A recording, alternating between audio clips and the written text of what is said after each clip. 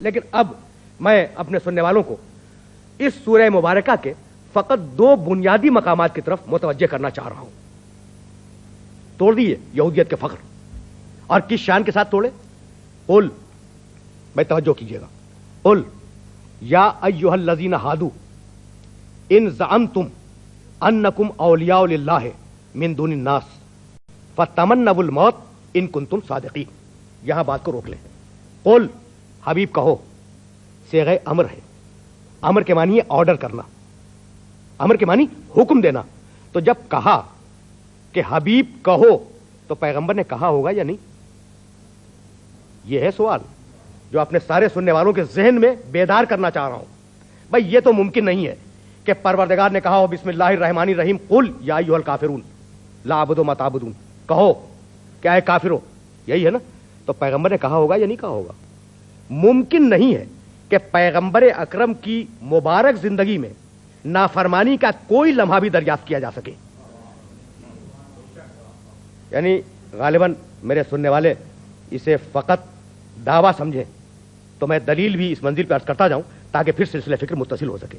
یہ ممکن ہی نہیں ہے کہ پیغمبر اکرم کی زندگی میں لغزش کا یا گناہ کا کوئی لمحہ دریافت کیا جا سکے. یہ میں نے کس بنیاد پہ کہہ دیا؟ بھائی بات کل اتنی ہے کہ پچھلی تقریر میں یہ گفتگو ہو رہی تھی کہ ان اللہ و ملائکتہ یصلون علی النبی، فرشتے اور اس سے قبل اللہ، یہ دونوں کیا کرتے ہیں؟ یصلون علی النبی، رحمت نازل کرتے ہیں. یہی ہے نا، یا ایھا الذین آمنوا صلوا علیہ وسلموا تسلیما.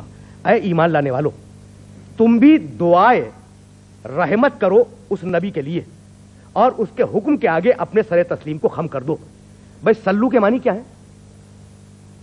سلو کے معنی درود بھیجو. سلو علیہ، تم اس نبی پر درود بھیجو.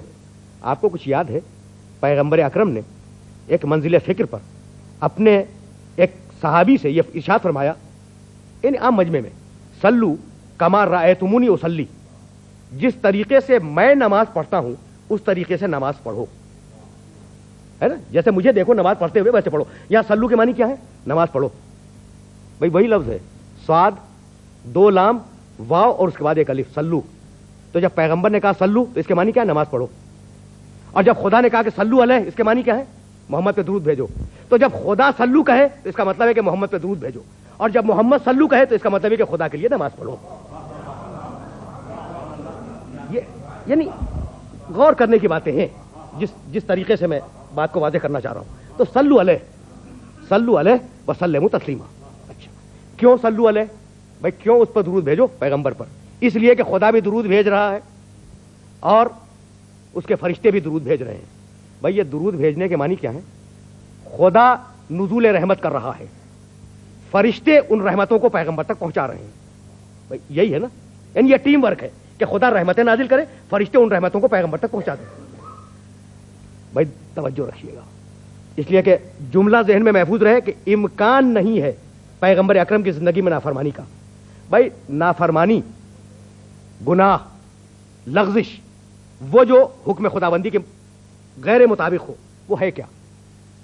خدا نے کہا نماز پڑھو، نعوذ باللہ ہم نے نماز نہیں پڑھی، تو ہم خدا کے غضب کا شکار ہوئے یا نہیں ہوئے؟ ہے نا. خدا نے کہا روزہ رکھو، ہم نے روزہ نہیں رکھا، خدا کے غضب کے شکار ہو گئے. تو لغزش ہو یا نافرمانی ہو یا گناہ ہو، اس کا مفہوم کیا ہے؟ کہ انسان خدا کے غضب کا شکار ہو جائے. تو لغزش جہاں ہوگی وہاں خدا کا غضب ہوگا، جہاں نافرمانی ہوگی وہاں خدا کا غضب ہوگا، جہاں گناہ ہوگا وہاں خدا کا غضب ہوگا. اور جس کی پوری زندگی اللہ کے دائرے رحمت میں گزر رہی ہو وہاں غضب کے داخل ہونے کا امکان ہی نہیں ہے. امکان ہی نہیں ہے کہ اللہ کا غضب کہیں سے داخل ہو سکے، اس لیے کہ اس کی پوری زندگی اللہ کے دائرے رحمت کے اندر ہے. تو اللہ رحمتوں کو نازل کر رہا ہے، فرشتے رحمتوں کو پیغمبر تک پہنچا رہے ہیں. بھائی تو ہمارا کنٹریبیوشن کیا ہے؟ صلو یا ایھا الذین آمنوا صلوا علیہ وسلموا تسلیما. یہ ہے دعا. ہم اس کے ترقی درجات کے لیے، اس کی بلندی کے لیے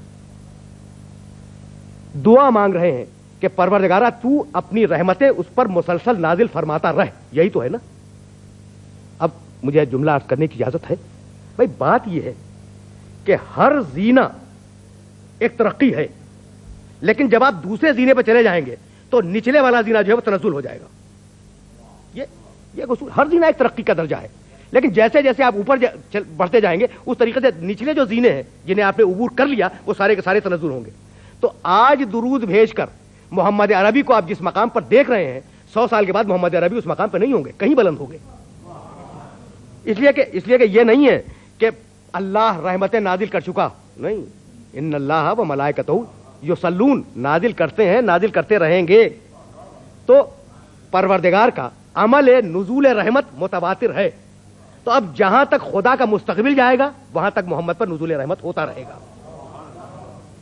بھائی بات تو واضح ہو رہی نا. تو اب خدا نزول رحمت کرے، فرشتے ان رحمتوں کو پہنچائیں اور ہم دعا مانگیں کہ پروردگار تو اپنی رحمتوں کو نازل فرماتا رہے. تو یہ دعا ہے نا بھائی، بہت توجہ رہے، یہ دعا ہے. اور دعا وہ ہوتی ہے جسے اللہ کبھی قبول کرے کبھی رد کر دے. دنیا کا ہے کوئی ایسا انسان جو یہ کہہ سکے کہ میری 100% دعائیں پروردگار نے قبول کی؟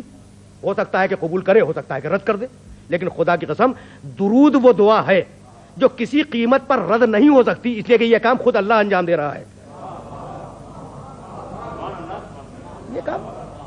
یہ کام خود پروردگار عالم انجام دے رہا ہے. تو جس کام کو پروردگار عالم خود انجام دے رہا ہو اس کام کے لیے اگر بندہ دعا مانگے تو وہ رد کیسے ہو جائے گی؟ بھائی اسی لیے کہا گیا کہ درود کے رد ہونے کا امکان نہیں ہے. تو اب اگر تم یہ چاہتے ہو کہ تمہاری دعائیں قبول ہو جائیں تو اول و آخر اپنی دعاؤں کے درود پڑھو، تاکہ اگر اول و آخر قبول ہوگا تو درمیان بھی قبول ہو جائے گا.